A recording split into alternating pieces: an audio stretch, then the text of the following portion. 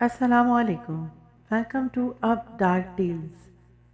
تمام videos update کے لیے چینل کو سبسکرائب کر کے بیل نوٹیفیکیشن کو آن کر دیں تاکہ ویڈیو اپڈیٹس آپ تک پہنچتی رہیں۔ تو آئیے سنتے ہیں آج کسی کی زندگی کے اوپر بیتی ایک ناقابل فراموش کہانی۔ میں پڑھائی میں بچپن سے بہت ہی کمزور تھا۔ اسکول سے بھاگنا اور پڑھائی میں دل نہ لگنے کی وجہ سے تعلیم حاصل نہیں کر سکا۔ بہت مشکل سے میٹرک تک تعلیم حاصل کی۔ میرا تعلق ایک امیر اور مہذب خاندان سے ہے۔ ہم 5 بہن بھائی ہیں، 3 بھائی اور 2 بہنیں۔ باقی بہن بھائی پڑھائی اچھی طریقے سے کرتے تھے اور میں پڑھائی نہ کرنے کی وجہ سے سب کی ڈانٹ کا محور بنتا تھا۔ اور یوں کھیل کود میں وقت گزرتا گیا، ہم بڑے ہو گئے، دونوں بھائیوں کو اچھی جاب مل گئی اور میں نکمہ رہ گیا۔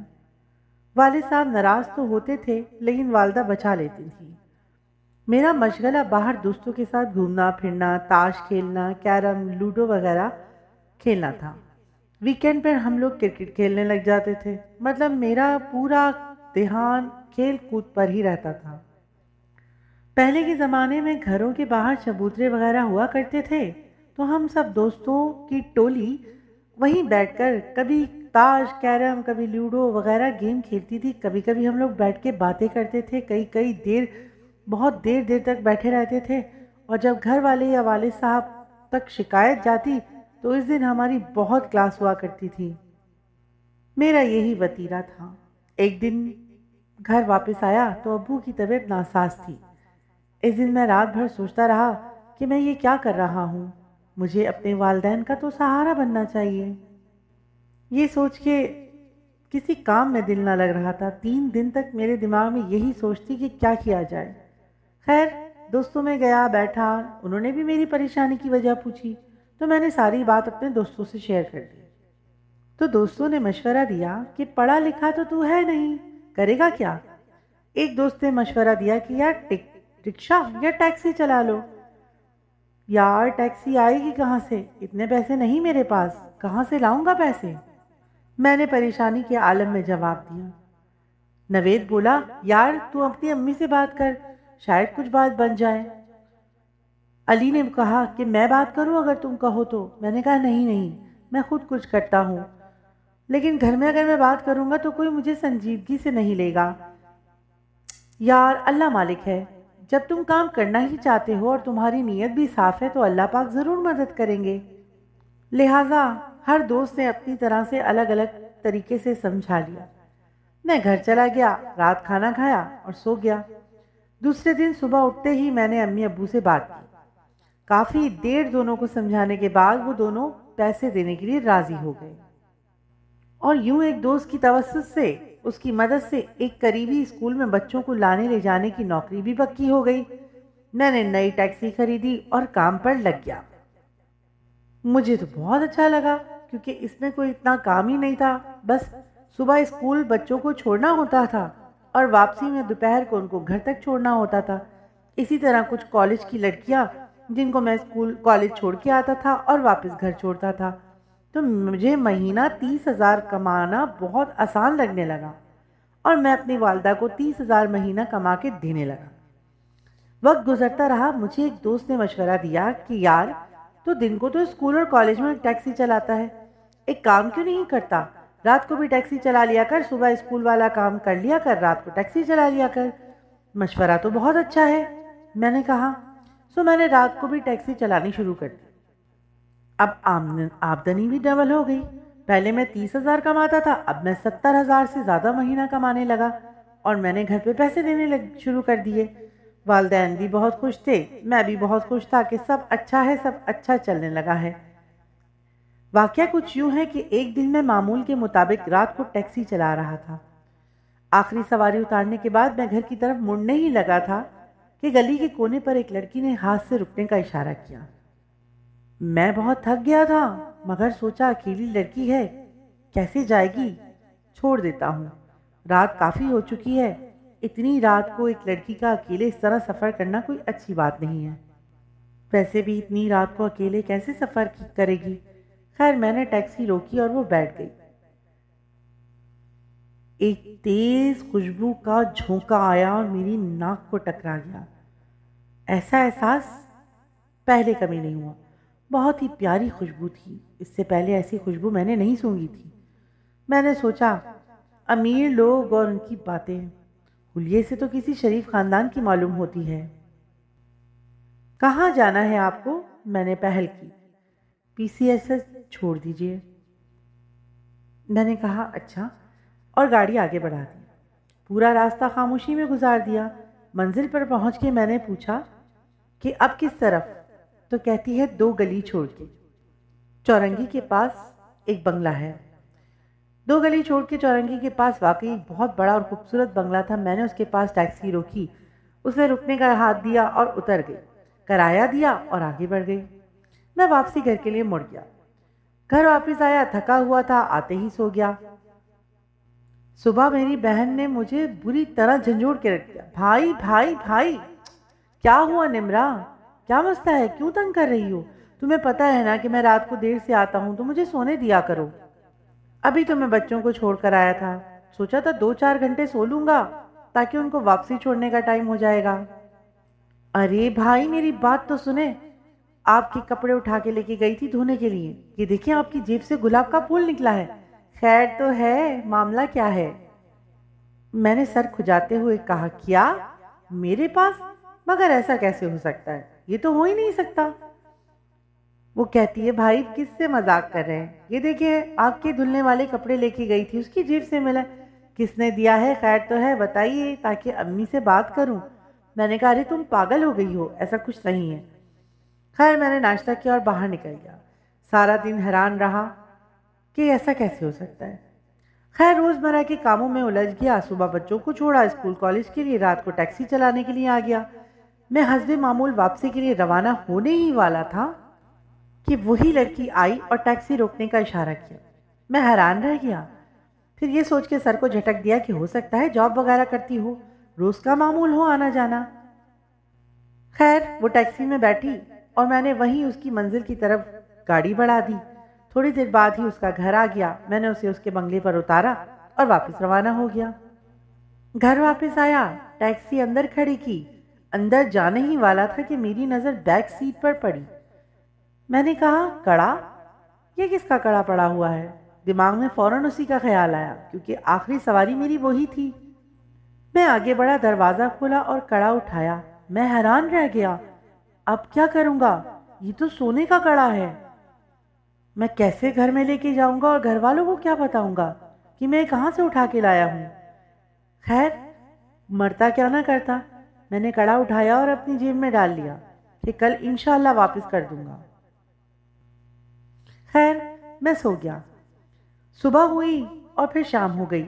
اب میں اس کا انتظار کرنے لگا۔ آج رات بارش بہت تیز ہو رہی تھی۔ سامنے چائے کے ہوٹل سے میں نے چائے کی پیالی لی۔ یہ میرا معمول تھا، میں جب بھی یہاں پر آتا تھا، ٹیکسی پیسنجر کے لیے رکتا تھا، تو شام میں چاچا کے ہوٹل سے چائے ضرور پیتا تھا۔ اس دن بھی تیز بارش تھی۔ چاچا نے بولا، بیٹا رات گہری ہو رہی ہے اور بارش بھی تیز ہو گئی ہے، میں بھی دکان بند کر رہا ہوں، تم بھی گھر کے لیے روانہ ہو جاؤ، کہیں بارش میں پھنس نہ جاؤ۔ جی چاچا، بس گھر کے لیے روانہ ہو ہی رہا ہوں۔ اصل میں تو مجھے کسی کا انتظار تھا۔ میں کافی انتظار کرنے لگا۔ کافی انتظار کے بعد بھی جب وہ نہ آئی تو میں بے دلی سے واپس مڑنے لگا۔ واپس موڑ کے میں نے ٹیکسی کو آگے بڑھایا ہی تھا، ایک کونے کے درخت کے پاس اس کی چھاؤں میں وہ آگے بڑھی اور جلدی سے ٹیکسی میں بیٹھ گئی۔ آج دیر سے کیوں آئی؟ میں نے سوال کیا۔ اور تم کہاں تھے؟ میں کب سے کھڑی تھی یہاں پر۔ تم کہاں جاب کرتی ہو اور کہاں سے اتنی رات گئے واپس آتی ہو؟ اتنی دیر سے گھر کیوں جاتی ہو؟ آج پہلی بار ہم نے گفتگو کا آغاز کیا۔ خیر اس نے کوئی جواب نہیں دیا۔ اچھا یہ کل آپ کا کڑا میری گاڑی میں رہ گیا تھا، میں نے اس کو کڑا پیچھے کی طرف بڑھاتے ہوئے کہا تو وہ ہنس دی اور کہا، نہیں یہ کڑا تو میرا نہیں۔ میں نے کہا، نہیں آخری سواری آپ ہی تھی، یہ کڑا آپ کا ہی ہے، تو وہ مسکرا دی۔ اچھا تو پھر یہ آپ رکھ لیں۔ میں نے کہا، یہ کڑا میں کیسے رکھ سکتا ہوں؟ میری نشانی سمجھ کے ہی رکھ لیجئے۔ اس نے کہا، آپ کی 2 بہنیں ہیں نا؟ रुकिए एक मिनट, ये कह के इसने अपने हाथ से एक कड़ा और उतारा और वो भी मेरी तरफ बढ़ा दिया। मैं हैरान रह गया कि कोई ऐसा भी कर सकता है। अरे मेरी बात सुनिए, मैं ये नहीं ले सकता, ये मेरी तरफ से दोनों बहनों को दे दीजिएगा, उसने जवाब दिया। मैं परेशान हो गया, आपको कैसे पता चला कि मेरी दो बहनें हैं? खैर, आप ये कड़े रख लीजिए और मेरी तरफ से मेरी दोनों बहनों को तोहफतन दे दीजिएगा, उनकी शादी में काम आएंगे। नहीं, मेरा मतलब है आपको कैसे पता चला कि मेरी दो बहनें हैं? मैंने हैरानगी से पूछा। वो मुस्कुराई और कहने लगी, हमको सब पता होता है। इतने में इसका घर आ गया। इसने रुकने का इशारा किया। मैंने फिर भी कहा, प्लीज बताइए, आपको कैसे पता चला? इसने कहा, फिर किसी दिन जरूर बात करेंगे। मैं बहुत इसरार किया कि आप ये कड़े वापस रख लें, पर वो नहीं सुनी। वो आगे बढ़ी और बंगले के अंदर गायब हो गई। दूसरे दिन फिर उससे मुलाकात हुई। मैंने कड़े अभी तक घर पे किसी को नहीं बताए, ना किसी को दिखाए। मैंने टैक्सी में ही छुपा दिए थे। मैंने दोनों कड़े इसकी तरफ बढ़ाते हुए कहा, देखिए, मैं आपको नहीं जानता, ना आप मुझे जानती है। बस हमारे बीच में ये एक रिश्ता है जो मैं आपको घर तक छोड़ देता हूँ, मगर मैं ये इतना बड़ा तोहफा नहीं रख सकता। मेरी मजबूरी को समझिए। ये कड़े प्लीज़ वापस ले लीजिए। मैं अपने घर वालों को क्या बताऊंगा? मैं किस तरह रख सकता हूँ ये?